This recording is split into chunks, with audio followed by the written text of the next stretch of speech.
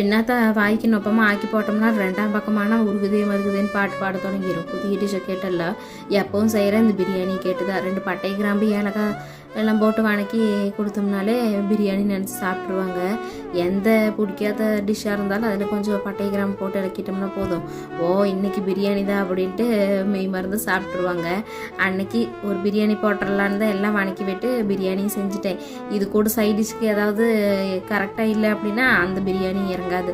அதனால அதுக்கு பதிலாக இன்றைக்கி நான்வெஜ் எல்லாம் இல்லை, காலிஃப்ளவரை வந்து ஃப்ரை பண்ணியாச்சு. கீரை நமக்கு தான் கஷ்டம்னா சாப்பிட்றவங்களுக்கும் கஷ்டமாக தான் இருக்க மாட்டேங்குது. இதை திங்கிறதுக்கு என்ன பிரச்சனைன்னு தெரியல. இதே நான்வெஜ்ஜாக இருந்ததுன்னா சரசரான வாய்க்குள்ளே இறங்கிடும், மிச்சம் ஒன்றுமே இருக்காது. பேச்சு மூச்சு இல்லாமல் கப்பு சிப்புன்னு சாப்பிட்டு போட்டு பேசாமல் இருந்துக்குவாங்க.